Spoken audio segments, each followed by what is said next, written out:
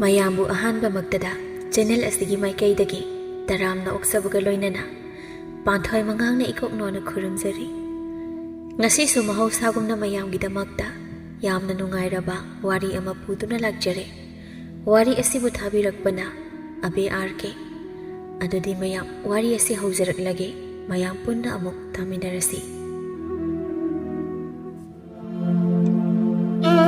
ꯅꯣꯡꯅ ꯐꯨꯗꯤꯠ ꯐꯨꯅ ꯆꯨꯔꯤꯕ ꯑꯍꯤꯡꯅꯤ꯫ ꯇꯥꯏꯕꯪꯄꯥꯟꯒꯤ ꯊꯋꯥꯏ ꯄꯥꯟꯕ ꯄꯨꯝꯕ ꯄꯣꯊꯥꯅꯕ ꯃꯇꯝ ꯑꯁꯤꯗ ꯀꯞꯂꯤ ꯅꯨꯄꯤ ꯃꯆꯥ ꯑꯃ꯫ ꯀꯅꯥꯕꯨ? ꯂꯩꯁꯤ꯫ ꯋꯥꯈꯜ ꯇꯥꯗꯅ ꯂꯩꯃꯥꯏꯗ ꯇꯥꯗꯨꯅ ꯂꯩꯔꯤꯕꯤ ꯃꯃꯥꯕꯨ ꯀꯣꯟꯗꯨꯅ ꯀꯞꯂꯤ꯫ ꯅꯣꯡꯖꯨ ꯃꯥꯅ ꯀꯟꯃꯟꯈꯤꯕꯅ ꯀꯅꯥꯅꯁꯨ ꯇꯥꯕꯤꯈꯤꯗ꯭ꯔꯦ꯫ ꯎꯄꯥꯏ ꯂꯩꯇ ꯀꯞꯄ ꯌꯥꯕ ꯀꯞꯂꯒ ꯃꯃꯥꯒꯤ ꯊꯋꯥꯏ ꯌꯥꯎꯗ꯭ꯔꯕ ꯍꯛꯆꯥꯡ ꯑꯗꯨꯒꯤ ꯃꯅꯥꯛꯇ ꯋꯥꯈꯜ ꯇꯥꯗ ꯂꯩꯈ꯭ꯔꯦ꯫ ꯅꯣꯡꯉꯥꯜꯂꯕꯁꯨ ꯑꯍꯤꯡ ꯅꯣꯡ ꯇꯥꯈꯤꯕꯅ ꯂꯩꯔꯛ ꯂꯝꯖꯥꯎꯗꯨ ꯃꯤꯅ ꯄꯤꯛ ꯊꯜꯂꯤ꯫ ꯉꯥ ꯐꯥꯕ ꯆꯠꯅꯕꯒꯤ ꯄꯨꯝꯂꯥꯡ ꯂꯥꯡꯏ꯫ ꯑꯗꯨꯕꯨ ꯂꯩꯁꯤ ꯋꯥꯈꯜ ꯇꯥꯗ꯭ꯔꯤ ꯍꯧꯖꯤꯛꯐꯥꯎ꯫ ꯂꯩꯀꯥꯏ ꯅꯨꯄꯤ ꯑꯅꯤꯈꯛ ꯂꯩꯁꯤꯒꯤ ꯃꯃꯥ ꯃꯦꯝꯆꯥꯕꯨ ꯍꯧꯕ ꯂꯥꯛꯂꯝꯃꯤ꯫ ꯑꯁꯪꯕꯤꯅ "ꯃꯦꯝꯆꯥꯗꯨꯕꯨ ꯉꯁꯤꯒꯤ ꯊꯣꯛꯂꯛꯄ ꯎꯗꯦ, ꯀꯩꯗꯧꯔꯕꯖꯥꯠꯅꯣ? ꯅꯣꯡ ꯈꯤꯇꯪ ꯇꯥꯕ ꯌꯥꯗꯦ꯫ ꯃꯥꯅ ꯍꯥꯟꯅ ꯉꯥ ꯐꯥꯔꯨꯁꯤ ꯍꯥꯏꯗꯅ ꯊꯣꯛꯂꯛꯄꯅꯤ, ꯑꯗꯨꯕꯨ ꯉꯁꯤꯗꯤ ꯎꯗꯦꯅꯦ." ꯆꯥꯎꯕꯤꯅ "ꯉꯔꯥꯡ ꯈꯔ ꯂꯥꯎꯅꯕ ꯃꯈꯣꯜ ꯇꯥꯏ, ꯈꯠꯅꯕ ꯃꯥꯜꯂꯤ꯫ ꯅꯣꯡꯒ ꯇꯥꯕꯗꯨꯗꯅꯦ ꯐꯖꯅꯁꯨ ꯇꯥꯗꯦ." ꯑꯁꯪꯕꯤꯅ "ꯁꯥꯎꯗꯅ ꯇꯨꯝꯃꯒ ꯂꯩꯊꯣꯛꯈ꯭ꯔꯕꯖꯥꯠꯂꯣ? ꯊꯣꯡꯒꯁꯤꯕꯨ ꯁꯕꯥꯛ ꯐꯥꯛꯂꯒ ꯍꯥꯡꯗꯣꯛꯂꯒ ꯊꯝꯂꯤꯕꯁꯤꯕꯨ ꯀꯅꯥꯁꯨ ꯂꯩꯕꯁꯨ ꯎꯗꯦꯅꯦ." ꯆꯥꯎꯕꯤꯅ "ꯏꯆꯦꯅ ꯑꯃꯨꯛꯇ ꯀꯧꯔꯒ ꯌꯦꯡꯉꯨ." ꯑꯁꯪꯕꯤꯅ "ꯃꯦꯝꯆꯥ, ꯃꯦꯝꯆꯥ, ꯕꯦꯝꯃ ꯂꯩꯁꯤ!" ꯀꯧꯕꯕꯨ ꯑꯃꯠꯇ ꯇꯥꯗꯦꯅꯦꯍꯦ, ꯂꯩꯇꯕ ꯖꯥꯠꯂꯅꯦ? ꯆꯥꯎꯕꯤꯅ "ꯍꯦꯛꯇ ꯆꯪꯂꯒ ꯌꯦꯡꯂꯁꯤ ꯏꯆꯦ." ꯊꯣꯡꯖꯤꯟ ꯀꯥꯟꯁꯤꯟꯕꯒ ꯎꯔꯦ ꯃꯦꯝꯆꯥꯒꯤ ꯍꯛꯆꯥꯡꯅ ꯏꯈꯦꯡꯂꯛꯇ ꯇꯥꯗꯨꯅ ꯂꯩꯔꯤ꯫ ꯃꯅꯥꯛꯇꯅ ꯃꯆꯥꯅꯨꯄꯤ ꯂꯩꯁꯤꯁꯨ ꯇꯥꯗꯨꯅ ꯂꯩꯔꯤ꯫ ꯃꯗꯨ ꯎꯕꯗ ꯄꯥꯈꯠꯅ ꯆꯦꯟꯁꯤꯜꯂꯛꯏ ꯑꯁꯪꯕꯤꯅ "ꯃꯦꯝꯆꯥ, ꯍꯩ ꯂꯩꯁꯤ, ꯂꯩꯁꯤ!" ꯆꯥꯎꯕꯤꯅ "ꯏꯆꯦ, ꯑꯩ ꯃꯤ ꯀꯧꯔꯨꯈꯤꯒꯦ."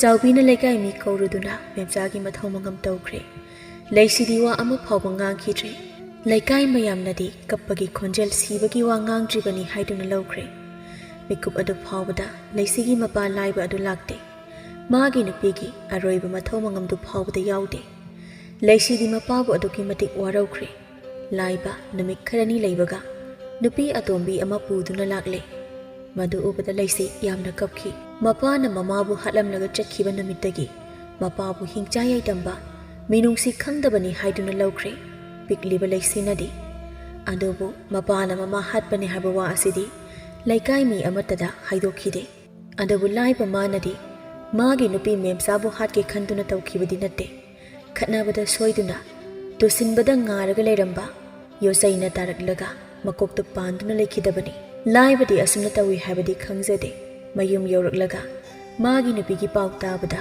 ꯌꯥꯝꯅ ꯅꯨꯡꯉꯥꯏꯖꯔꯝꯗꯦ꯫ ꯃꯆꯥꯕꯨ ꯀꯣꯟꯗꯨꯅ ꯀꯞꯈꯤ꯫ "ꯏꯆꯥ ꯊꯣꯏꯕꯤ, ꯏꯄꯥ ꯂꯥꯜꯂꯦ. ꯏꯄꯥꯅ ꯏꯆꯥꯕꯨ ꯑꯃꯨꯛ ꯍꯟꯅ ꯊꯥꯗꯣꯛꯇꯨꯅ ꯆꯠꯂꯔꯣꯏ. ꯌꯦꯡꯉꯨ, ꯉꯁꯤ ꯏꯄꯥꯅ ꯄꯨꯔꯛꯂꯤꯕ ꯑꯁꯤꯁꯨ ꯅꯃꯥꯅꯤ. ꯃꯥꯕꯨ ꯄꯣꯛꯇꯕꯤꯅꯤ ꯍꯥꯏꯗꯨꯅ ꯅꯃꯥ ꯅꯠꯇꯦ ꯍꯥꯏꯅ ꯈꯟꯒꯅꯨꯀꯣ. ꯁꯤ ꯏꯃꯥ ꯀꯧꯎ." ꯂꯩꯁꯤ ꯃꯉꯛ ꯍꯥꯏꯔꯗꯨꯅ ꯃꯄꯥꯕꯨ ꯏꯟꯊꯣꯛꯂꯝꯂꯒ ꯏꯃꯨꯡꯗ ꯆꯦꯟꯁꯤꯟꯈ꯭ꯔꯒ ꯇꯨꯃꯤꯟ ꯀꯥꯆꯤꯟ ꯑꯃꯗ ꯇꯥꯁꯤꯟꯗꯨꯅ ꯂꯩꯈ꯭ꯔꯦ꯫ ꯂꯥꯏꯕꯅꯗꯤ ꯃꯆꯥꯅꯨꯄꯤꯅ ꯃꯦꯝꯆꯥꯕꯨ ꯃꯥꯅ ꯍꯥꯠꯄꯅꯤ ꯍꯥꯏꯅ ꯈꯜꯂꯦ ꯍꯥꯏꯕꯗꯤ ꯈꯪꯖꯕ ꯅꯠꯇꯦ꯫ "ꯁꯅꯥ, ꯆꯪꯉꯁꯤ. ꯏꯆꯥ ꯊꯣꯏꯕꯤꯁꯦ ꯃꯄꯥ ꯑꯩꯉꯣꯟꯗ ꯁꯥꯎꯔꯤꯕꯅꯤ. ꯈꯨꯝꯂꯝꯗꯕꯤ ꯆꯪꯈ꯭ꯔꯤꯕꯁꯦ ꯅꯪ ꯀꯩꯁꯨ ꯈꯟꯒꯅꯨ, ꯑꯉꯥꯡ ꯑꯣꯏꯗꯨꯅ ꯇꯧꯔꯤꯕꯅꯤ." ꯁꯨꯝ ꯂꯩꯃꯤꯟꯅꯔꯒ ꯐꯔꯛꯁꯅꯤꯗ ꯃꯣꯏ ꯃꯄꯥ꯫ ꯃꯄꯥꯅ ꯐꯅ ꯊꯦꯝꯂꯕꯁꯨ ꯂꯩꯁꯤꯗꯤ ꯋꯥ ꯃꯆꯦꯠ ꯑꯃ ꯐꯥꯎꯕ ꯉꯥꯡꯈꯤꯗ꯭ꯔꯦ꯫ ꯃꯥꯒꯤ ꯂꯩꯐꯝ ꯊꯣꯛꯄ ꯑꯗꯨꯝ ꯂꯩ꯫ ꯂꯩꯀꯥꯏꯒꯤ ꯃꯤꯅ ꯍꯥꯏꯕꯗꯒꯤ ꯂꯥꯏꯕꯁꯨ ꯈꯪꯂꯦ ꯃꯆꯥꯅꯨꯄꯤ ꯂꯩꯁꯤꯁꯤ ꯃꯥꯒꯤ ꯅꯨꯄꯤ ꯂꯩꯈꯤꯗꯕꯗꯒꯤ ꯀꯞꯄ ꯍꯦꯟꯃꯟꯈꯤꯕꯗꯒꯤ ꯃꯔꯣꯜ ꯊꯣꯛꯇ꯭ꯔꯦ ꯍꯥꯏꯕꯗꯣ꯫ ꯅꯨꯡꯉꯥꯏꯇꯅ ꯃꯌꯨꯝꯗ ꯍꯜꯂꯛꯂꯒ "ꯏꯄꯥꯒꯤ ꯊꯣꯏꯕꯤ, ꯇꯥꯕ꯭ꯔꯣ ꯅꯪꯕꯣ? ꯏꯄꯥꯒꯤ ꯊꯣꯏꯕꯤ, ꯇꯥꯕ꯭ꯔꯣ ꯅꯪꯕꯣ? ꯍꯩꯃꯥ, ꯃꯣꯏ ꯃꯄꯥ ꯀꯥꯏ ꯆꯠꯂꯨꯕꯅꯣ? ꯑꯩꯅꯗꯤ ꯃꯥꯏꯔꯦꯜꯁꯦ ꯑꯃꯨꯛꯇ ꯈꯥꯏꯕꯤꯌꯨ ꯍꯥꯏꯒꯦꯅ ꯊꯤꯕꯅꯤ, ꯂꯩꯍꯧꯗꯦ." "ꯑꯁꯤꯗ ꯃꯔꯨꯞ ꯑꯃꯒꯤ ꯃꯅꯥꯛꯇ ꯉꯥꯏꯍꯥꯛ ꯆꯠꯂꯨꯕꯅꯤ. ꯑꯗꯣ ꯏꯆꯥ ꯊꯣꯏꯕꯤꯗꯤ ꯎꯗꯦꯅ." "ꯂꯩꯔꯝꯒꯅꯤꯌꯦ. ꯑꯗꯣ ꯃꯄꯥ, ꯊꯣꯏꯕꯤꯁꯦ ꯑꯩꯉꯣꯟꯗ ꯅꯣꯡꯃꯇ ꯏꯃꯥ ꯍꯥꯏꯅꯁꯨ ꯀꯧꯗꯦ, ꯋꯥ ꯑꯃꯠꯇꯁꯨ ꯉꯥꯡꯗꯦ. ꯑꯩꯕꯨ ꯃꯃꯥꯅꯤ ꯍꯥꯏꯅ ꯈꯟꯕ ꯉꯝꯂꯣꯏ ꯍꯥꯏꯔꯤꯕ꯭ꯔꯥ ꯃꯥꯒꯤꯁꯤꯕꯣ?" "ꯑꯗꯨꯝꯅꯁꯨ ꯍꯥꯟꯅ ꯈꯟꯈꯤꯒꯅꯨꯗ. ꯑꯩꯒꯤ ꯏꯆꯥꯁꯦ ꯄꯣꯛꯄꯗ ꯁꯣꯏꯅ ꯄꯣꯛꯂꯛꯄ ꯅꯠꯇꯦ. ꯑꯗꯨꯕꯨ ꯃꯃꯥ ꯂꯩꯇꯕꯒꯤ ꯀꯞꯄ ꯍꯦꯟꯃꯟꯈꯤꯕꯅ ꯈꯣꯟ ꯁꯤꯕꯗꯒꯤ ꯋꯥ ꯉꯥꯡꯕ ꯊꯣꯛꯈꯤꯗ꯭ꯔꯦ ꯍꯥꯏꯅ ꯂꯩꯀꯥꯏ ꯏꯇꯩꯃ ꯏꯅꯦꯈꯩꯅꯁꯨ ꯇꯝꯂꯦ. ꯅꯨꯃꯤꯠ ꯑꯗꯨꯗꯒꯤ ꯋꯥ ꯑꯃ ꯐꯥꯎꯕ ꯉꯥꯡꯈꯤꯗ꯭ꯔꯦ." Sanadi mabuk phattabagi haunabi phana khanba ngamde maithongda nungaitabagi safam ullabasu thamoinadi yaningdri thajade ma laisibu nuksiba ngamde adubu uthokte asumna laiba leiba matamdadi afabi saduna luna tawsine laisi nangbu tabro imana kauriba asibu tabra nangbo napadu kauro sak charasi kaudrabasu laine charasi chaba hobiro moi mapa ai isa laisiga punna charagi ma laklaga sana nang neigi isabu luna tawbiba se uraga ai yam nungai nang mu phabi mama se kadai de thirune apopo natrabasu asuk luna tawriba se ai di laiba gam phare nang se sanata sanani moi mapa sidi yari se ado thabak chapi doiro nungthilgi chatkani anga ga iren jana leram hoi ai si yumda ngihak chetloge chanu su uninge chanu su sida thamlasi habadubu imana kari haige yarabani namit aphaba ma yenglaga lobiyurasi ngasaidagi ngangnari bado laisi thongjindagi loina tari bani mahak mapabu warawi baba nang se phatte dako aigi ima buna nong madaluna tawikide aduga migi mama machabuna asuk luna thamba ima najana ima bu karamna kaugani para amadi najana tambikigani ngasi mirai riba ima ichaga ngasi luna khanjariba mama masaga kanana henbage haibado khangan khige ko ima najana asumna khalingai mama atombi adu phat tholakpada thengjinare oi masire ayo kari angang nusibo thongjila sida kaidobo lepino kok sanglakpa yadro laibak kasi loina kaire mi kaidoroge ni sana kaidori no khangde thongjin sida taminna leplaga leirame aidi khangdabanina lakmandabadu da kaugeina tholakpada thengjinari bani ihe ipagi bema lawla sakse chathuklar laisi kaisu hairamda taminna changkhre chakhumda sana changkhriba mapa masada yengduna machinda soli pharoidori kari aron athupu tari banu khangdene machi tumin lumnaga taba yam hairiye wangang de lon thokte dani tawthorapadi nungsibam amate hek leiteba laiba makhut hamlaga thokre laisi saksa gi haiduna magi pukhamda yenglubada thiramliba chaktu khitang khak oiramle ensang sumachida khitang haplami madu ubada mamitagi mapi tarakadore tawsa sarisi yengdabana loire chabuda loiraga ne koli oiram ko siloiselu ai thabak chalukhige thenge sana hawalaga thokre mapi loisinduna chatkre laisi thabak pumba loisinba loirapada mama na hek saramba phisa konda kakhatuna phamlingai aduda laigagi mataroi thasana laktuna laisi ai laiye lao kakhalo phamsi sida noigi lindu do mapi nana chakhibada ubadada na thanta leiramgani haidana lakpane lindu do leiradi lakpa hekta dalleba ado ida laisi horen di singju chaba thokluse noi lindu lectringai sida horen yumda leiramde haiduna adum isau tawgani talli deida koiroi ma halaktrikandani tamai chondo lakani haye ngahak unaruse singju chaba oina ma silam lapani nang anna lakani aduna yaneba noi lindu do laktrikan nang neba ado thabak loisilamdena amuk phubirani keke watluke tawdoba aisi yawbige yarani ita aina loina loisinkhre hore namidang wairamgi khakta ngaire ado chalurasi kuidu kuigumsiko yumsumi leite hoi kuirei ado ita asu kuiba chahise nangna longthoktabi amagumna leiribase wadabra makhoina khanglaklaga nangbu thina tawbiroidro aidi nangi khanbada wadaba ngamde wadi ita ai wadi mitopna hena luna khanjaba mabudi ipa oirabasu para amadi tambikhini imagi laman singamkhini aina lonthoktabi amagumna leiribase matang chadri khanbagini leisu leikhini ita nang khaktane aise lonthoktabi nate haiba khanglibase aina kanabusu thajade adubu ita nangdi loina khanglibaduni nang khakne aina hojik thajarise ita ibani di angang oiringegi marupne thadoknaba yaroi nangi ai leirisidi aikhoi imanasu tammi noi pabaga noi imagada nungsinaraga luhongba nate ahalsingna sinbane hai adugi noi pabana pamdabagi yam otlena hai ita segi wase to ase ngasi imatona chakribada ꯃꯍꯥꯛꯀꯤ ꯃꯆꯥꯅꯨꯄꯤ ꯑꯃ ꯂꯩꯕꯗꯣ ꯁꯤꯗ ꯄꯨꯔꯛꯅꯕꯒꯤꯗꯃꯛꯇ ꯋꯥ ꯇꯥꯅꯕ ꯆꯠꯈ꯭ꯔꯤꯕꯅꯤ ꯃꯥꯒꯤ ꯃꯆꯥꯗꯣ ꯑꯃꯨꯛ ꯆꯦꯜꯂꯛꯇꯧꯔꯕ ꯏꯇꯥ ꯅꯪ ꯍꯩꯅ ꯁꯤꯡꯅ ꯂꯩꯌꯨꯀꯣ ꯑꯩ ꯅꯪꯒꯤ ꯈꯟꯕꯗ ꯋꯥꯗꯕ ꯉꯝꯗꯦ ꯃꯆꯥꯅꯨꯄꯤꯗꯨꯁꯨ ꯀꯌꯥ ꯐꯔꯝꯗꯧ ꯃꯥꯟꯗꯦ ꯃꯃꯥ ꯂꯧꯔꯗꯤ ꯈꯔ ꯑꯗꯨꯝ ꯐꯥꯎꯔꯝꯒꯅꯤ ꯑꯩ ꯍꯟꯗꯛꯇꯤ ꯈꯔ ꯇꯣꯏꯅ ꯂꯥꯛꯄ ꯇꯥꯔꯦ ꯅꯊꯟꯇꯅꯤ ꯍꯥꯏꯗꯅ ꯃꯈꯣꯏ ꯑꯅꯤ ꯆꯪꯗꯅ ꯐꯨꯕꯤꯔꯝꯃꯗꯤ ꯅꯣꯏ ꯄꯥꯕ ꯃꯣꯔꯥꯗꯨꯗꯤ ꯌꯨꯝꯗ ꯂꯩꯇꯕꯅꯤꯅ ꯈꯪꯉꯣꯏꯗꯧꯔꯤꯅꯤ ꯑꯁ ꯏꯇꯥ ꯅꯪꯁꯤꯗꯤ ꯑꯗꯣ ꯂꯥꯛꯄꯗꯤ ꯂꯥꯛꯑꯣ ꯑꯩꯁꯨ ꯏꯊꯟꯗ ꯁꯨꯝ ꯇꯧꯐꯝ ꯈꯪꯗꯦ ꯏꯃꯥꯇꯣꯟꯅ ꯉꯥꯡꯂꯕꯁꯨ ꯀꯩꯁꯨ ꯈꯟꯒꯅꯨꯀꯣ ꯃꯥꯒꯤ ꯋꯥ ꯇꯥꯔꯨꯅꯨ ꯑꯩꯅ ꯍꯩꯅꯗꯕꯒꯤ ꯂꯥꯛꯇꯕꯅꯤ ꯃꯥꯅꯕꯨ ꯀꯩ ꯍꯥꯏꯔꯛꯇꯣꯏꯅꯣ ꯑꯗꯣ ꯏꯇꯥ ꯅꯪꯁꯨ ꯂꯣꯏꯁꯤꯜꯂꯝꯃꯣ ꯉꯥꯏꯍꯥꯛ ꯂꯩꯔꯒ ꯑꯩꯁꯨ ꯉꯥꯏꯍꯥꯛ ꯂꯩꯔꯒ ꯂꯥꯛꯂꯒꯦꯀꯣ ꯑꯍꯣꯏ ꯏꯇꯥ ꯅꯨꯡꯊꯤꯜꯒꯤ ꯃꯇꯝꯅꯤ ꯆꯥꯅꯕꯤ ꯃꯇꯥ ꯑꯅꯤꯗꯣ ꯁꯤꯡꯖꯨ ꯆꯥꯐꯝꯗ ꯂꯥꯛꯂꯦ ꯃꯦꯝꯇꯣꯟꯅ ꯅꯈꯣꯏ ꯑꯅꯤ ꯁꯤꯡꯖꯨ ꯆꯥꯒꯦ ꯍꯥꯏꯔꯤꯕ꯭ꯔꯣ ꯍꯣꯏ ꯑꯕꯣ ꯁꯤꯗ ꯐꯝꯕ ꯌꯥꯅꯤꯀꯣ ꯑꯕꯣ ꯁꯦ ꯁꯤꯒꯤ ꯐꯝꯅꯕꯁꯦ ꯊꯥꯔꯒ ꯐꯝꯃꯨꯁꯦ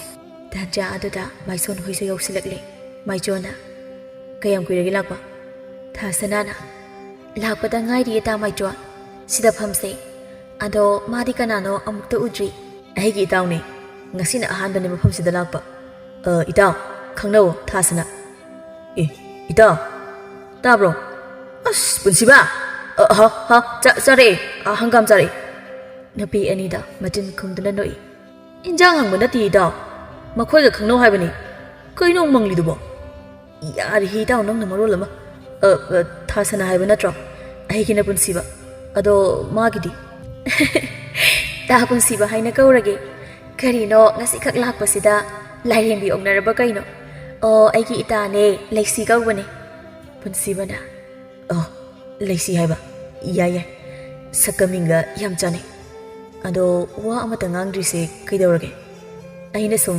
ꯄꯛꯉꯥꯡꯗ ꯉꯥꯡ ꯂꯩꯔꯦ ꯇꯧꯔꯤꯁꯦ ꯂꯩꯁꯤ ꯅꯣꯏ ꯀꯩꯁꯨ ꯈꯟꯒꯅꯨꯀꯣ ꯑꯩꯒꯤ ꯏꯇꯥꯎꯁꯦ ꯃꯁꯥꯒꯤ ꯑꯗꯨꯝ ꯁꯨꯃꯥꯏꯅ ꯇꯧꯕꯅꯦ ꯑꯗꯣ ꯁꯤꯡꯖꯨ ꯂꯧꯔꯛꯀꯦ ꯃꯈꯣꯏ ꯃꯔꯤ ꯋꯥꯔꯤ ꯁꯥꯟꯅꯗꯨꯅ ꯁꯤꯡꯖꯨ ꯆꯥꯃꯤꯟꯅꯔꯝꯃꯤ ꯁꯤꯡꯖꯨ ꯆꯥꯔꯤꯕꯗꯨ ꯄꯨꯟꯁꯤꯕꯗꯤ ꯂꯩꯁꯤꯗ ꯌꯦꯡꯅꯕ ꯍꯣꯠꯅꯔꯤꯉꯩꯗ ꯏꯆꯥ ꯆꯥꯈꯤꯗ꯭ꯔꯦ ꯈꯪꯂꯤꯕꯅꯤ ꯅꯨꯄꯤ ꯃꯥꯁꯨ ꯑꯗꯨꯕꯨ ꯈꯪꯁꯤꯟꯅꯗꯦ ꯑꯅꯤꯗꯨꯒꯤ ꯃꯇꯧꯗꯣ ꯇꯨꯃꯤꯟꯅ ꯌꯦꯡꯗꯨꯅ ꯃꯥꯏꯆꯣꯟꯗ ꯏꯪꯒꯤꯠ ꯇꯧꯈꯤ ꯃꯥꯏꯆꯣꯟꯅ ꯏꯇꯥꯎ ꯄꯨꯟꯁꯤ ꯆꯥꯗ꯭ꯔꯗꯤ ꯀꯩꯗꯧꯔꯒꯦ ꯂꯣꯏꯗꯧꯔꯤ ꯄꯨꯛꯁꯦ ꯈꯔ ꯅꯨꯡꯉꯥꯏꯇꯦ ꯑꯗꯨꯅ ꯌꯥꯅꯤꯗ ꯑꯗꯨꯗꯤ ꯌꯨꯝꯗ ꯍꯜꯂꯁꯤ ꯊꯦꯡꯈ꯭ꯔꯅꯤ ꯂꯝ ꯁꯥꯡꯉꯦ ꯍꯟꯗꯣꯏꯁꯤ ꯊꯥꯁꯅꯥ ꯍꯟꯅꯕ ꯇꯧꯔꯁꯤ ꯑꯩ ꯁꯦꯜ ꯄꯤꯔꯝꯈꯤꯒꯦꯀꯣ ꯍꯣꯏ ꯑꯁ꯭ꯋꯥꯏꯗ ꯉꯥꯏꯔꯝꯃꯒꯦ ꯏꯇꯥ ꯑꯁꯤꯗ ꯉꯥꯏꯔꯁꯤ ꯂꯥꯛꯑꯣ ꯑꯁꯨꯝꯅ ꯃꯈꯣꯏ ꯃꯔꯤ ꯍꯜꯂꯛꯏ ꯄꯨꯟꯁꯤꯕꯗꯤ ꯂꯝꯕꯤ ꯆꯠꯂꯕꯁꯨ ꯂꯩꯁꯤꯕꯨ ꯑꯗꯨꯝ ꯌꯦꯡꯕꯗꯤ ꯂꯦꯞꯇꯦ ꯃꯥꯏꯆꯣꯟꯅ ꯏꯇꯥꯎ ꯑꯃꯨꯛ ꯈꯨꯗꯤ ꯊꯤꯗꯅ ꯈꯣꯡꯕꯤ ꯀꯥꯏꯅꯤꯀꯣ ꯅꯨꯄꯥ ꯊꯣꯛꯇ ꯊꯃꯣꯏ ꯃꯍꯤ ꯂꯥꯡꯂꯒ ꯑꯋꯥ ꯄꯣꯠꯂꯨꯝ ꯑꯃꯒ ꯂꯣꯏꯅꯅ ꯌꯨꯝꯗ ꯍꯟꯗꯣꯏ ꯁꯔꯨꯛꯄꯨꯗꯤ ꯍꯥꯏꯅꯤꯡꯂꯤꯕ ꯌꯋꯥꯗꯨꯗꯤ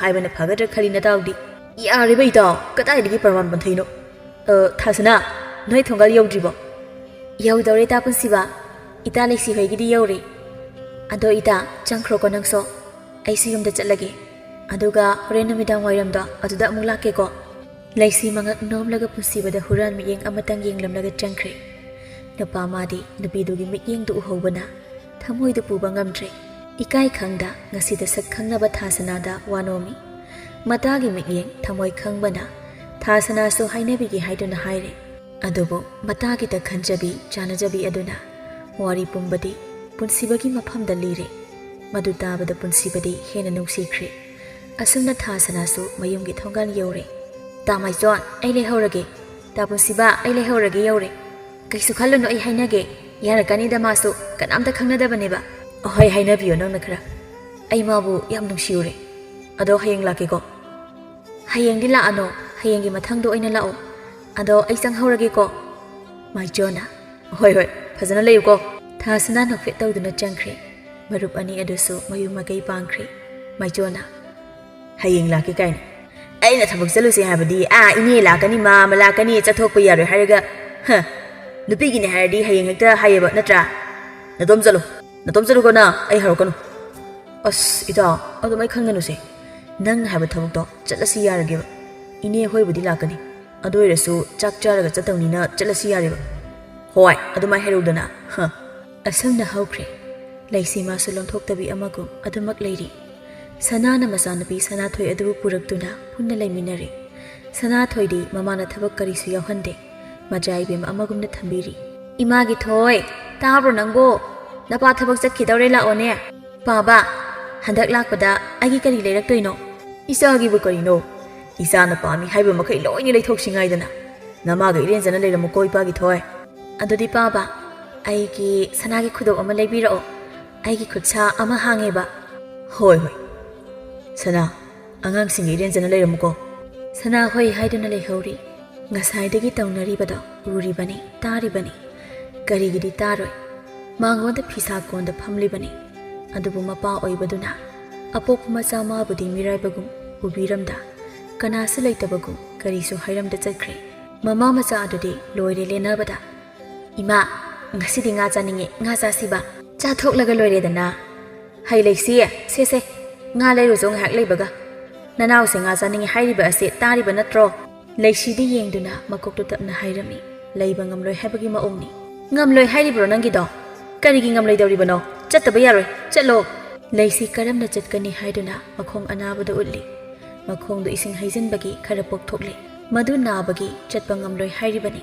Adubu kayada phatriba mamano. Nakhong nai hairibro nangise. Lao yenge. Ai yenge lao. Lao ne. Leisi kondagi tapna kumtharaktuna mamagi manakta. Tapna sekli changseli. Is sidi yamna ramani bo. Se thuna phanaba hida hapigi ko. Si hairaga. Masanapi sanathode ingit piki. Amadusu khangna tamina changkhiduna ising khara puthorei. Puthorakliba ising ado asabani. Madubu sanana lauraga. Amukasu asokpa aduda haizeli. Leisi naraduna kaple. Adubu wadi machet amata ngangde khangzeli ma. Maching phattabada hainaribani leikaida piklinge matamda. Pharamani nisi oiradi. Wa amatang haibada yaningdradi pharabani sina. Kharaga haizelo ima. Aina nga saningi haibasida pijaningdaduna tawrini. Mabuk ase phatriba. Aina di isini khandana kezabani yamna. Aduga madi yam kalaga leiramine. Ima pahaban ebuluna tawbu uraga ma kalaine. Phatkidraba angangni. Isani khandana asuk kuibase yoklibani. Aduga wa amakhak haibada leithoknaba tawriba. Leisi kaple. Adubu mathamoidadi singduna thamkhre. Leisi makhong anaba adubu phi machet amana yesili. Aduga naraba sunana nga leiba tholukle. Lambi tholukpada punsibaga thengnare. Punsibadi namit khuding laktuna nabi mabu ngaizabani. Adubu nongmadari tholakte. Ngasidi laibuk phaba haidoira thiba haidoira thengnare. Adubu leisigi phibamdu ubada thamoi machet tana kaikre. Chensinduna nabi mabu satpam khatlaga. Kaithel macha tamna paraprap chali. Nabi madi tawganu haiduna nathoknabu kanna honasai adubu ngamdre. Kaithel phambi kharasu makhoigi matawdu yengli hainabasu yawi. Hai asibu laibagi masanapi ahandu natranya. Asibu kaidabu yarabanu ne. Bimolana khumlei. Hoine asokpa yawbra tawribasibu. Napa asina kana oiriba. Changlaga yenglusi amukta. Punsibana. Se sida fam. Khongse ithoko male. Ai amukta yengi. Leisi tumina mapi ira cheladuna anaba adu khangli. Punsiliba phi adubu phawraga I khara thokli. Punsibana phi adubu hangdoklaga yengluba matamtadi. Asokpa aduga phi ga taknabagi kharasu tatle mafamdo. Nupidugi anaba khangliba matawdu ubadasu hena nungaitre. Asokpasiga karigina thokleisibo. Yumda leba yadro. Kai thaba aruba lege. Khumde nupido. Khumlakloi khanglabasu hanglibani. Adubu karisu haida nupiduna makut thinduna tai nga yoliba adomda. Khangle nupidu nga leba thokliklibani haiba. Sida famlamo ai leiragase. Khongse phi esanganuko. Natradi hingna hingsarani. Leiramu sida dum. Kaino asokpasida hamna hidaksu ai lauragi. Haima bema nangbu laibagi masana pido natranya. Leisi makuk nomi bimolana. Kaidore khongsidia isu thokraba mali. Kaidobuda tawrino sibo. Ine magise pokthoko mali. Ising asabu ngaba haizinbagi. Phi esilaga chatpada tawribani. Bemana. Ihe athokpanida. Se ine hidak afab ama pige ko ngahak leiramu. Aikhoi yumdo asidani inak nai laurukhige ko ibungwa ngahak leiramu ko kuiroi. Bimolana. Nate kamdauna haizilibano sibo. Aduga kaidobu tholoklibano. Narabadi yumda leba yadra nangbo bema. Ima magise nga leba tholokpo oiraba male. Tawramgani ba. Angangse sok lengamdre hairabadi. Angamba moi tholaga leibadi yadabra haibanida. Fasu fatida ko sanana na fatabase. Angang simadi intina leiminaba yabani. Laiba masuni machane haibanida. ꯐꯔꯦꯁꯦ ꯅꯅꯦ ꯄꯦ ꯑꯃꯅꯅꯦ ꯍꯤꯗꯥꯛ ꯄꯨꯔꯛꯂꯒ ꯍꯥꯞꯂꯁꯤ ꯀꯗꯥꯏ ꯉꯥꯗꯣ ꯏꯅꯦ ꯂꯩꯕꯤꯌꯨꯔꯒꯦ ꯏꯅꯦ ꯑꯩ ꯂꯩꯌꯨꯔꯒꯦ ꯐꯔꯦ ꯐꯔꯦ ꯂꯩꯌꯨꯔꯣ ꯑꯗꯣ ꯏꯕꯨꯡꯉꯣ ꯅꯪꯅ ꯀꯅꯥꯅꯣ 이비엠마가 하나 ꯈꯪꯅꯕ꯭ꯔꯣ ꯈꯪꯅꯩꯌꯦꯅꯦ ꯕꯤꯃꯣꯂꯥꯗꯤ ꯋꯥꯈꯜ ꯐꯈ꯭ꯔꯦ ꯃꯥꯅ ꯑꯗꯨꯝ ꯍꯦꯟꯅ ꯍꯦꯟꯖꯤꯜꯂꯛꯏ ꯏꯁ ꯐꯔꯦꯗ 이bunꯉꯣꯗꯤ ꯅꯁꯛꯅ ꯅꯁꯛ ꯐꯖꯔꯤꯕ ꯑꯩꯈꯣꯏꯒꯤ ꯂꯩꯁꯤꯒ ꯌꯥꯝ ꯆꯥꯟꯅꯈ꯭ꯔꯦ ꯏꯃꯧꯁꯦ ꯂꯨꯅ ꯇꯧꯕꯤꯌꯨꯀꯣ ꯃꯔꯥꯏꯕꯛ ꯌꯥꯝ ꯊꯤꯖꯔꯕꯅꯤ ꯃꯃꯥꯁꯨ ꯉꯟꯅ ꯀꯥꯏꯅꯈ꯭ꯔꯦ ꯄꯨꯟꯁꯤꯕ ꯏꯀꯥꯏꯕꯅ ꯂꯣꯏꯔꯦ ꯂꯩꯁꯤꯁꯨ ꯑꯗꯨꯝ ꯃꯉꯥꯏ ꯄꯨꯟꯁꯤꯕꯅ ꯊꯥꯁꯅꯥꯗ ꯍꯥꯏꯈꯤꯕ ꯋꯥꯗꯨꯗꯤ ꯊꯥꯁꯅꯥꯅ ꯂꯩꯁꯤꯗ ꯍꯥꯏꯗ꯭ꯔꯤꯕꯅꯤꯅ ꯂꯩꯁꯤꯗꯤ ꯄꯨꯟꯁꯤꯕꯅ ꯃꯥꯕꯨ ꯅꯨꯡꯁꯤ ꯐꯣꯡꯗꯣꯔꯛꯏ ꯍꯥꯏꯕꯗꯤ ꯈꯪꯕ ꯅꯠꯇꯕꯅ ꯍꯦꯟꯅ ꯏꯀꯥꯏꯈ꯭ꯔꯦ ꯃꯀꯣꯛꯇꯨ ꯁꯨꯝ ꯅꯣꯟꯊꯈꯤꯕꯗ ꯂꯩꯕꯥꯛ ꯃꯈꯥ ꯊꯦꯡꯈꯤꯒꯗꯧꯔꯦ ꯃꯇꯧꯗꯨ ꯈꯪꯂꯕ ꯄꯨꯟꯁꯤꯕꯅ ꯋꯥꯍꯪ ꯇꯧꯁꯤꯜꯂꯛꯏ ꯂꯩꯁꯤ ꯉꯥꯗꯣ ꯑꯃ ꯍꯦꯛꯇ ꯂꯩꯔꯛꯄ ꯌꯥꯕ꯭ꯔꯣ ꯂꯩꯁꯤꯅ ꯌꯥꯗꯦ ꯍꯥꯏꯅ ꯃꯉꯛ ꯍꯥꯏꯔꯛꯏ ꯑꯗꯨꯗꯤ ꯀꯔꯤ ꯉꯥꯅꯣ ꯂꯩꯁꯤꯅ ꯁꯔꯦꯡ ꯂꯩꯔꯛꯎ ꯍꯥꯏꯅ ꯏꯪꯒꯤꯠ ꯇꯧꯔꯛꯏ ꯁꯔꯦꯡ ꯍꯥꯏꯔꯤꯕ꯭ꯔꯣ ꯅꯪꯒꯤꯗꯣ ꯂꯩꯁꯤ ꯃꯉꯛ ꯅꯣꯝꯃꯤ ꯇꯥꯟꯖꯥ ꯑꯗꯨꯗ ꯍꯤꯗꯥꯛ ꯂꯧꯔꯨꯅꯤ ꯆꯠꯈꯤꯕ ꯄꯦꯃꯁꯨ ꯂꯥꯛꯇꯨꯅ ꯍꯤꯗꯥꯛꯇꯣ ꯍꯥꯞꯄꯤꯔꯦ ꯁꯦꯁꯦ ꯄꯨꯈ꯭ꯔꯣ ꯍꯤꯗꯥꯛꯁꯦ ꯑꯗꯨꯒꯅꯦ ꯍꯣꯔꯦꯟ ꯇꯨꯝꯂꯝꯗꯥꯏꯗꯁꯨ ꯇꯩꯌꯨꯀꯣ ꯑꯁꯨꯝꯅ ꯄꯨꯟꯁꯤꯕꯅ ꯁꯧꯕꯤꯗꯨꯅ ꯃꯌꯨꯝ ꯐꯥꯎꯕ ꯊꯤꯜꯂꯛꯂꯦ ꯃꯇꯝꯁꯨ ꯈꯔ ꯈꯖꯤꯛ ꯍꯧꯖꯤꯟꯈꯤꯕꯅ ꯃꯝꯒꯗꯧꯔꯦ ꯑꯗꯨꯕꯨ ꯃꯝꯕꯗꯤ ꯅꯠꯇꯦ ꯄꯨꯟꯁꯤꯕꯒ ꯂꯣꯏꯅꯅ ꯁꯝꯕꯤꯗꯨꯅ ꯂꯥꯛꯄ ꯑꯗꯨ ꯎꯕꯗ ꯁꯅꯥꯊꯣꯏꯗꯤ ꯉꯛꯈ꯭ꯔꯦ ꯉꯛꯅ ꯌꯦꯡꯗꯨꯅ ꯂꯩꯈ꯭ꯔꯦ ꯁꯅꯥꯗꯤ ꯂꯣꯏꯔꯦ ꯁꯥꯎꯕꯗ ꯁꯅꯥ ꯃꯤ ꯌꯥꯎꯔꯤꯒ ꯈꯪꯈꯤꯗ꯭ꯔꯦ ꯃꯥꯒꯤ ꯍꯧꯅꯕꯤꯗꯣ ꯍꯦꯛꯇ ꯍꯧꯔꯤ ꯑꯣ ꯉꯥ ꯂꯩꯔꯨꯁꯨ ꯆꯠꯈ꯭ꯔꯒ ꯍꯧꯖꯤꯛ ꯐꯥꯎꯕ ꯍꯜꯂꯛꯇꯦ ꯍꯥꯏꯗꯅ ꯍꯥꯏꯔꯤꯕꯁꯤꯗꯤ ꯑꯩꯈꯣꯏ ꯁꯅꯥ ꯏꯕꯦꯝꯃꯗꯤ ꯅꯨꯄꯥꯒꯤ ꯏꯔꯥꯡ ꯇꯧꯔꯨꯔꯤꯕ ꯑꯣꯏꯔꯦ ꯅꯪꯒꯤ ꯏꯔꯥꯡ ꯀꯩꯊꯦꯜ ꯀꯥꯕ ꯆꯠꯂꯨ ꯍꯥꯏꯕꯒ ꯃꯥꯟꯅꯔꯦꯕ ꯁꯣꯝꯗꯅ ꯅꯅꯥꯎ ꯑꯁꯤꯅ ꯆꯥꯛ ꯂꯥꯝꯃꯦ ꯍꯥꯏꯗꯅ ꯉꯥꯏꯕꯗ ꯀꯌꯥ ꯋꯥꯈ꯭ꯔꯦ ꯑꯗꯨꯒ ꯏꯔꯥꯡ ꯇꯧꯗꯨꯅ ꯂꯩꯕ ꯑꯗꯨꯒꯁꯨ ꯅꯨꯄꯥ ꯅꯍꯥꯒ ꯌꯨꯝꯁꯤꯗ ꯄꯨꯁꯤꯜꯂꯛꯇꯅ ꯅꯪ ꯃꯉꯥꯏꯔꯦꯅꯦ 이ꯕꯦꯝꯃ ꯉꯝꯃꯤꯁꯦ ꯑꯗꯨꯕꯨꯗꯤ ꯈꯪꯒꯅꯤꯗꯅ ꯉꯁꯤ ꯅꯪ ꯏꯅꯦ ꯑꯣꯏꯔꯦ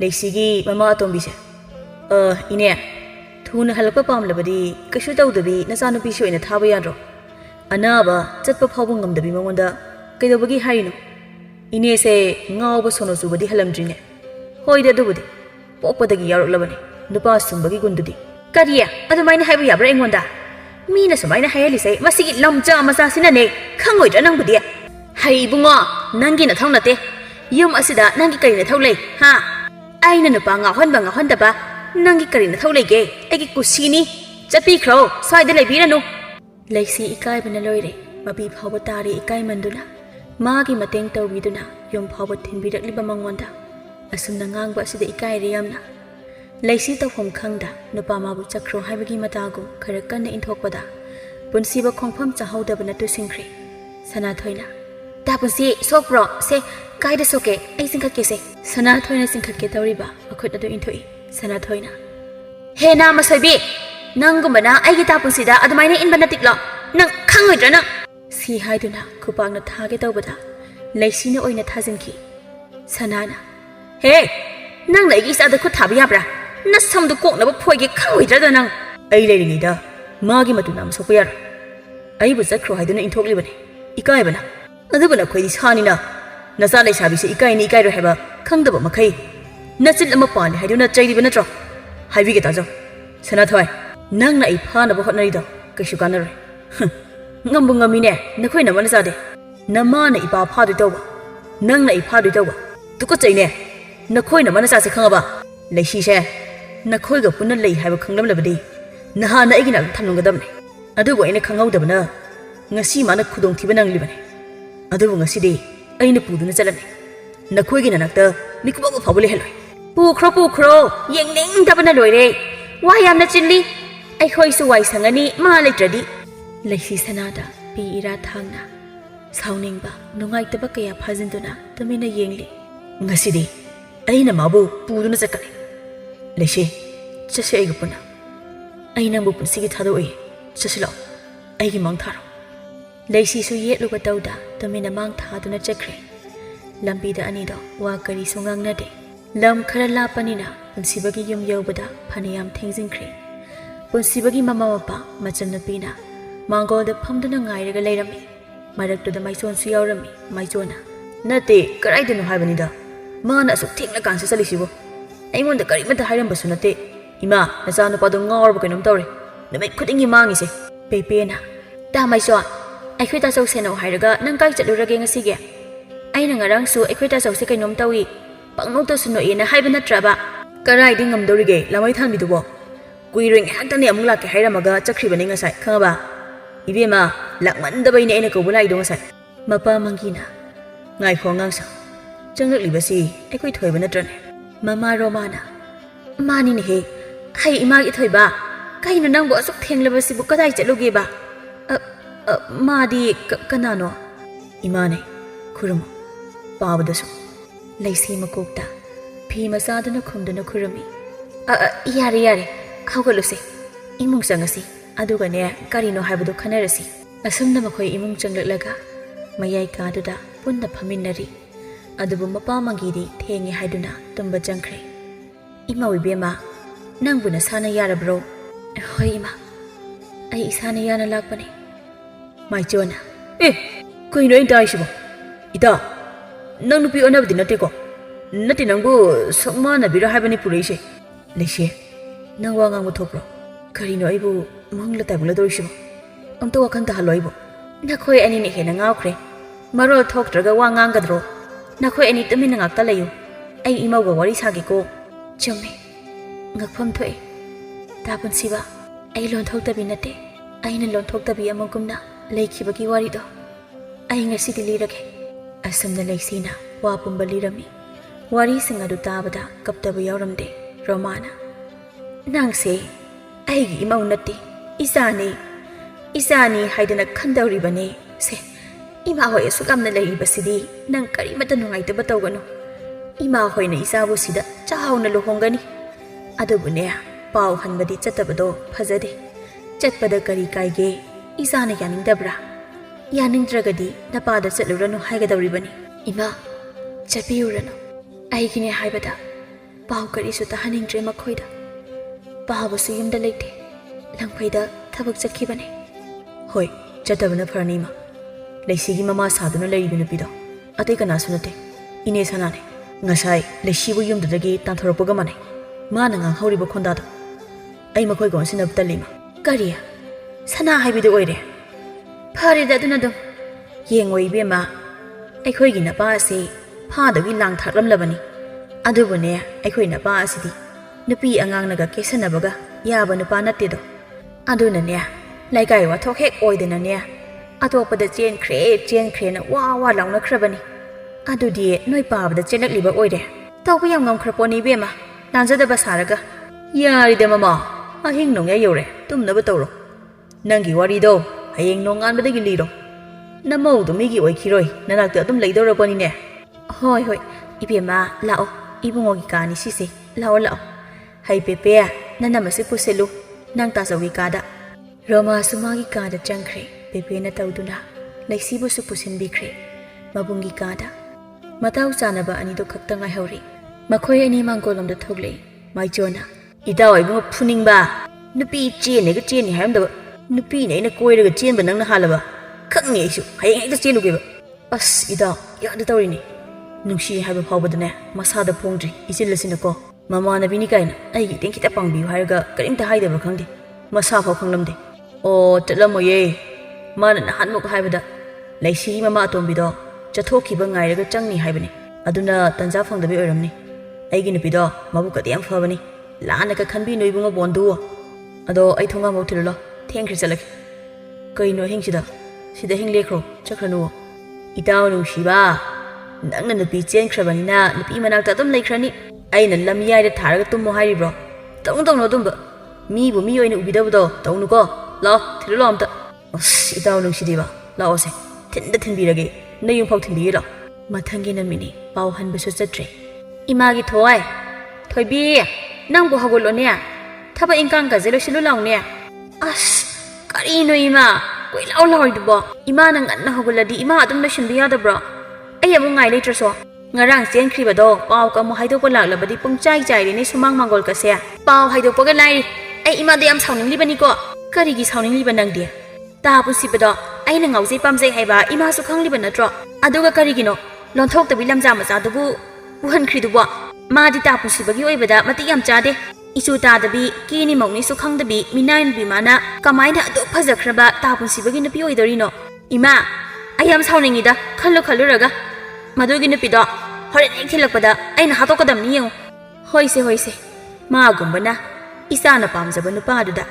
ꯂꯩꯕ ꯃꯇꯤꯛ ꯅꯠꯇꯦ ꯏꯃꯥ ꯇꯧꯒꯦ ꯊꯤꯜꯂꯛꯈꯤꯁꯅꯨ ꯍꯣꯔꯦꯟ ꯄꯥꯎ ꯍꯥꯏꯗꯣꯛꯄ ꯂꯥꯛꯄꯗ ꯈꯔ ꯅꯨꯡꯁꯤꯕ ꯁꯥꯔꯒ ꯈꯔ ꯉꯟꯅ ꯊꯤꯜꯂꯛꯎ ꯍꯥꯏꯈꯤꯒꯦ ꯏꯃꯥꯅ ꯆꯣ ꯅꯁꯥꯗꯣ ꯁꯦꯡꯗꯣꯛꯂꯨꯔꯣ ꯏꯃꯥ ꯊꯕꯛ ꯂꯣꯏꯁꯤꯟꯈꯤꯒꯦ ꯑꯗꯨꯕꯨ ꯐꯅ ꯊꯦꯡꯂꯕ ꯐꯥꯎꯕꯗ ꯄꯥꯎ ꯍꯥꯏꯗꯣꯛꯄꯗꯤ ꯂꯥꯛꯂꯝꯗꯦ ꯁꯅꯥ ꯁꯥꯎꯕꯅ ꯂꯣꯏꯔꯦ ꯁꯅꯥꯇ ꯅꯠꯇꯦ ꯁꯅꯥꯊꯣꯏꯁꯨ ꯁꯥꯎꯕꯅ ꯃꯅꯥ ꯄꯥꯏꯕ ꯌꯥꯔꯝꯗꯦ ꯀꯩꯅꯣ ꯏꯃꯥ ꯊꯤꯜꯂꯛꯑꯔꯣꯏ ꯍꯥꯏꯔꯤꯕ꯭ꯔꯣ ꯃꯈꯣꯏꯒꯤꯁꯦ ꯀꯔꯤꯃꯠꯇ ꯍꯥꯏꯔꯗ꯭ꯔꯤꯕ ꯑꯁꯤꯕꯨ ꯍꯧꯖꯤꯛ ꯐꯥꯎꯕꯗ ꯈꯪꯗꯦ ꯆꯠꯅꯕꯤ ꯈꯪꯗꯕ ꯏꯃꯨꯡ ꯑꯣꯏꯔꯝꯒꯅꯤ ꯑꯗꯨꯅꯅꯦ ꯏꯃꯥ ꯊꯤꯜꯂꯛꯇ꯭ꯔꯗꯤ ꯑꯗꯨꯗꯤ ꯑꯩ ꯏꯇꯥ ꯄꯨꯟꯁꯤꯕꯗꯣ ꯃꯥꯒꯤ ꯁꯨꯝ ꯑꯣꯏꯈ꯭ꯔꯗꯧꯕ ꯑꯣꯏꯈꯤꯕ ꯇꯥꯕꯅꯤ ꯑꯗꯨ ꯂꯥꯏꯔꯤ ꯅꯄꯥ ꯂꯥꯛꯂꯒ ꯀꯔꯤ ꯍꯥꯏꯗꯣꯏꯅꯣ ꯃꯗꯨ ꯍꯥꯟꯅ ꯈꯟꯅꯁꯤ ꯃꯃꯥ ꯃꯆꯥ ꯑꯗꯨ ꯋꯥ ꯇꯥꯅꯕ ꯂꯣꯏꯈ꯭ꯔꯦ ꯇꯥꯟꯖꯥ ꯑꯗꯨꯗ ꯃꯄꯥꯟꯗꯒꯤ ꯃꯤ ꯀꯧꯔꯛꯏ ꯏꯇꯩꯃ ꯑꯣ ꯏꯇꯩꯃ ꯁꯅꯥ ꯍꯣ ꯇꯥꯔꯦ ꯀꯔꯤ ꯍꯥꯏꯒꯦ ꯍꯥꯏꯕꯅꯣ ꯏꯕꯨꯡꯉꯣ ꯇꯥꯆꯧ ꯂꯥꯏꯕꯗꯣ ꯌꯨꯝꯊꯛꯇꯒꯤ ꯇꯥꯔꯛꯏ ꯍꯥꯏꯕ꯭ꯔꯥ ꯀꯩꯅꯣ ꯃꯈꯣꯡ ꯇꯦꯛꯂꯦꯅ ꯁꯝꯐꯝꯗ ꯄꯨꯈ꯭ꯔꯦ ꯑꯗꯨꯒꯤ ꯄꯥꯎ ꯍꯥꯏꯒꯦꯅ ꯂꯥꯛꯆꯕꯅꯤ ꯅꯅꯥꯎꯅ ꯀꯝꯗꯧꯅ ꯇꯥꯔꯛꯂꯤꯕ ꯃꯥꯗꯤ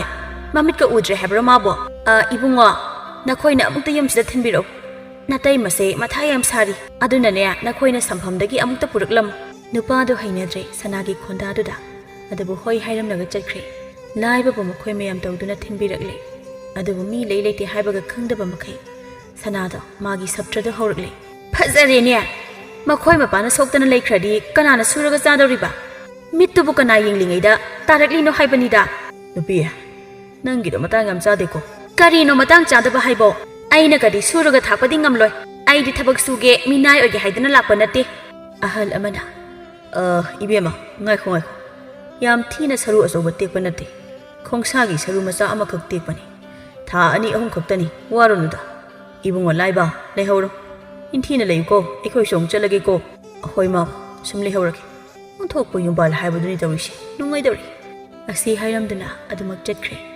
ꯂꯥꯏꯕꯅ ꯃꯃꯥ ꯏꯃꯨꯡꯗ ꯆꯪꯉꯒ ꯄꯣꯊꯥꯔꯒꯦ ꯑꯃꯨꯛꯇ ꯁꯝꯃꯨꯁꯤ ꯁꯅꯥ ꯐꯦꯠ ꯇꯧꯗꯨꯅ ꯃꯄꯨꯔꯣꯏꯕ ꯑꯗꯨꯕꯨ ꯐꯃꯨꯡꯗ ꯍꯤꯞꯍꯜꯂꯤ ꯄꯥꯕꯥ ꯑꯩꯒꯤ ꯁꯅꯥ ꯂꯩꯔꯛꯄ꯭ꯔꯣ ꯁꯅꯥꯗꯣ ꯂꯩꯔꯛꯇ꯭ꯔꯦ ꯃꯊꯪ ꯅꯥꯕ ꯐꯔꯒ ꯆꯠꯄꯗ ꯑꯣꯏꯅ ꯂꯩꯔꯛꯂꯒꯦꯀꯣ ꯑꯩꯗꯤ ꯍꯜꯂꯛꯄꯗ ꯂꯩꯔꯛꯀꯦ ꯈꯟꯕꯅꯦ ꯑꯗꯨꯕꯨ ꯇꯧꯔꯤꯕꯁꯤꯅꯤ ꯂꯩꯔꯛꯑꯣꯏꯌꯦ ꯑꯩꯅꯕꯨ ꯍꯥꯏꯔꯗꯤ ꯅꯆꯥ ꯄꯣꯛꯇꯕꯅꯤꯅ ꯐꯦꯠ ꯇꯧꯔꯝꯗꯨꯅ ꯊꯣꯛꯈ꯭ꯔꯦ ꯃꯄꯥ ꯅꯥꯔꯤꯕꯗꯨ ꯀꯔꯤꯅꯣ ꯀꯝꯗꯧꯕꯅꯣ ꯍꯥꯏꯕ ꯋꯥꯍꯩ ꯑꯃ ꯐꯥꯎꯕ ꯍꯥꯏꯔꯝꯗꯦ ꯅꯆꯥꯅꯨꯄꯤꯁꯦ ꯃꯥꯒꯤ ꯅꯤꯡꯈꯤꯕꯗ ꯊꯨꯡꯗ꯭ꯔꯕꯗꯤ ꯌꯥꯗꯦ ꯍꯥꯏꯕꯁꯤ ꯈꯪꯂꯤꯕ ꯅꯠꯇ꯭ꯔꯣ ꯃꯈꯣꯏ ꯃꯄꯥ ꯀꯣꯛ ꯂꯩꯕꯤꯔꯛꯄ ꯌꯥꯗ꯭ꯔꯣ ꯐꯔꯦꯅꯦ ꯑꯁꯦ ꯆꯔꯥ ꯍꯦꯟꯒꯦ ꯑꯃꯨꯛ ꯍꯥꯏꯔꯛꯂꯅꯤ ꯑꯩꯗꯤꯕꯀꯣ ꯍꯣꯏ ꯇꯦꯛꯂꯒ ꯍꯜꯂꯛꯂꯤꯕꯁꯤꯗ ꯆꯩꯅꯥ ꯈꯥꯡꯂꯤꯉꯩꯗ ꯀꯅꯥꯒꯤ ꯀꯔꯤꯅꯣ ꯅꯤꯡꯁꯤꯡꯗꯧꯔꯤꯗꯨꯕꯣ ꯑꯉꯥꯡꯁꯤ ꯊꯦꯝꯖꯤꯜꯂꯨ ꯈꯔ ꯂꯥꯟꯅ ꯈꯜꯂꯒ ꯁꯥꯎꯔꯒ ꯆꯠꯈ꯭ꯔꯤꯁꯦ ꯂꯩꯁꯤꯗꯤ ꯀꯗꯥꯏ ꯂꯩꯈ꯭ꯔꯦ ꯎꯗꯦꯅ ꯑꯣ ꯆꯦꯟꯈ꯭ꯔꯦ ꯉꯔꯥꯡ ꯆꯦꯟꯈ꯭ꯔꯦ ꯑꯗꯨꯒ ꯆꯠꯅꯕꯤ ꯑꯃ ꯑꯣꯏꯅ ꯄꯥꯎ ꯍꯥꯏꯗꯣꯛꯄꯁꯨ ꯂꯥꯛꯇꯦ ꯀꯔꯤꯃꯠꯇ ꯍꯥꯏꯔꯗꯤ ꯅꯆꯥꯅꯨꯄꯤꯗꯨꯅ ꯇꯧꯍꯜꯂꯤ ꯑꯣꯏꯔꯤꯅꯤ ꯑꯩꯈꯣꯏꯕꯨ ꯌꯣꯜꯂꯤꯕꯅꯤ ꯃꯥꯒꯤꯗꯣ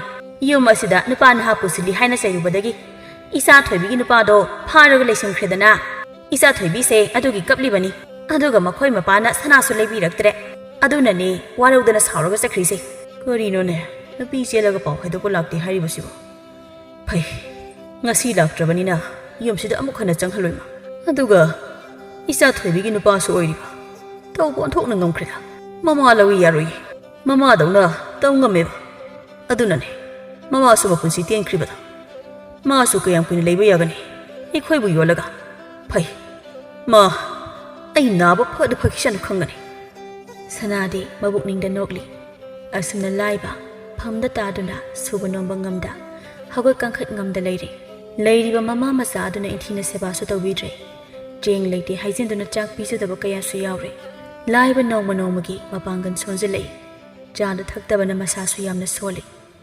ꯉꯁꯤꯁꯨ ꯁꯅꯥꯒꯤ ꯃꯃꯥ ꯃꯆꯥꯗꯣ ꯀꯦꯅ ꯃꯐꯤ ꯂꯣꯏꯁꯤꯟꯗꯨꯅ ꯆꯠꯈꯤ ꯀꯔꯤꯁꯨ ꯍꯥꯏꯕꯤꯔꯝꯗꯦ ꯁꯅꯥ ꯀꯔꯥꯏꯗꯅꯣ ꯆꯥꯛꯇꯤ ꯊꯣꯡꯂꯝꯂꯕ꯭ꯔꯥ ꯊꯕꯛ ꯆꯠꯊꯣꯛꯂꯝꯗꯥꯏꯁꯤꯗ ꯀꯔꯥꯏꯗꯒꯤ ꯆꯥꯛꯅꯣ ꯆꯦꯡ ꯑꯃꯠꯇ ꯂꯩꯇꯦ ꯅꯪꯅ ꯁꯨꯔꯒ ꯆꯥꯗꯧꯕꯗꯨꯅ ꯅꯪꯅ ꯐꯝꯗ ꯇꯥꯔꯒ ꯂꯩꯔꯒ ꯀꯔꯥꯏꯗꯒꯤ ꯆꯦꯡꯅ ꯆꯥꯛ ꯊꯣꯡꯗꯧꯔꯤꯒꯦ ꯅꯥꯔꯗꯤꯅꯦ ꯆꯨꯝꯅ ꯑꯗꯨꯝ ꯅꯥꯔꯒ ꯂꯩꯕꯤꯌꯨ ꯑꯩꯅ ꯉꯝꯗ꯭ꯔꯕꯁꯨ ꯅꯪꯅ ꯈꯔ ꯍꯣꯠꯅꯕ ꯌꯥꯗꯕ꯭ꯔꯅꯦ ꯅꯍꯥꯟꯅ ꯐꯔꯗꯧꯕꯅꯦ ꯑꯩꯁꯦ ꯅꯪꯅ ꯐꯠꯍꯟꯗ꯭ꯔꯕꯅꯦ ꯍꯥꯏꯔꯤꯕꯗꯨ ꯇꯥꯈꯤꯗ꯭ꯔꯦ ꯆꯠꯈ꯭ꯔꯦ ꯉꯥꯏꯍꯥꯛ ꯂꯩꯕꯒ ꯊꯥꯁꯅꯥꯗ ꯂꯥꯛꯏ ꯄꯥꯕꯥ ꯀꯅꯥꯅꯣ ꯆꯪꯂꯛꯑꯣ ꯍꯩꯃꯥ ꯄꯥꯕꯥ ꯀꯩꯅꯣ ꯌꯥꯝ ꯁꯣꯛꯆꯤꯜꯂꯝꯃꯦ ꯀꯩꯝꯇ ꯆꯥꯗꯕ꯭ꯔꯣ ꯏꯃꯥ ꯍꯣꯏꯗꯤ ꯂꯩꯇꯦ ꯀꯔꯥꯏꯗꯅꯣ ꯈꯪꯗꯦ ꯆꯠꯈ꯭ꯔꯦ ꯆꯦꯡ ꯂꯩꯇꯦ ꯍꯥꯏꯔꯝꯃꯦ ꯆꯥꯛ ꯊꯣꯡꯗ꯭ꯔ ꯃꯥꯜꯂꯦ ꯏꯆꯥ ꯂꯥꯛꯂꯤꯉꯩꯗ ꯏꯁꯤꯡ ꯈꯤꯇ ꯊꯛꯀꯦ ꯏꯁꯤꯡ ꯂꯧꯔꯒꯦ ꯄꯥꯕ ising lawba changlakpada ure mama masana charambagi konphau phengdabi chakhongdogi kachin oirapna thamnamlibado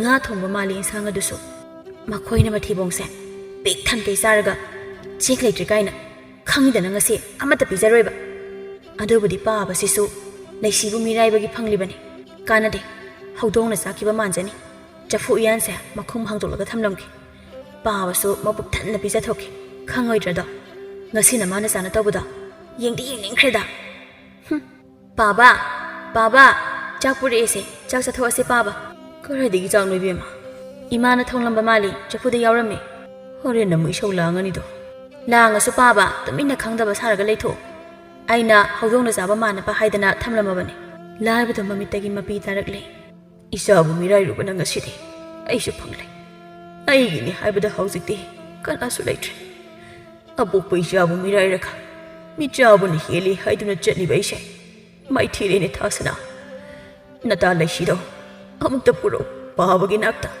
hoi baba thasana de babana asumna wakhan tarakpadune ngaijariba se thasana na wari pumba tamlabada laisi amade punsibagi imunga loinana mapamda laklami kana kana no laklisina ikai bo phana khangdine lokhatringai da mapam changba yadi se khangbi dabra kaino mangina mama nanga ngangno ai holakan masigi nupi si ai am hainade kana no leibirami ba sibo yum sigi mi demand da ai gi maugi mapa ibungodo amukta unazagi haidana laklibani leikhi bazala kariya namang da lebri bai se yum sigi mabbi ma khangedana kanano kaino khangdaba noina laklaga adumna ngangba natiklo sana thoina aima ta pusiba masi haidana sensilakpada leisina punsibu chingthoklaga matungda thamlaga sana thoibu laktana ingthoklaga hairi kari ta pusiba ikai debi ngasidi yum sigi mapuna kanan minaina kanano haibada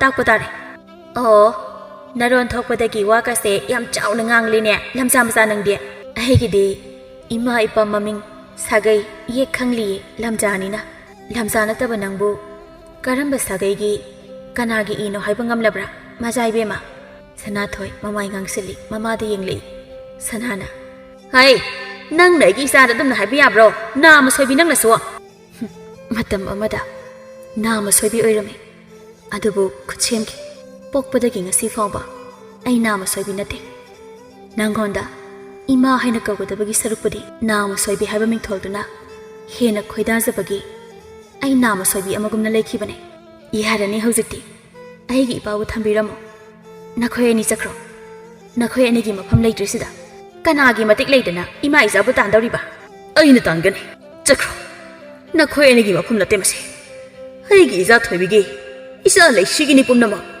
leisi mapi ira chelaka mapabu yengli karigidi nungsiroi phana phatrabasu mama mapa nungsidaba macha leirumgadra ngasigi taibangda laiba ngangnaribadu tabada taba ngamdraduna sitlaga thoglakibani nahandagina nasinariba oire adu oiradi khangidana asi haiduna sangsinge tawbada leisina sangsilaktuna laktuna chingthoklaga phuba hokre asumna tawringaida laikai mayam changlaktuna phuraga tankre mama masado ipa ki thoibe ipa lankre isagi mafamda namana ipabu yamna warauramgani napasi yamna phatkidrene nangna mukta ngapiyuni ipabu baba adumna haigano ai pabu yamna nungsiye mangina isen haujite khoi asam leirasidi hakchang kasi kaladawni nabu yadri isen punsibana baba namakna khurumjari yare punsiba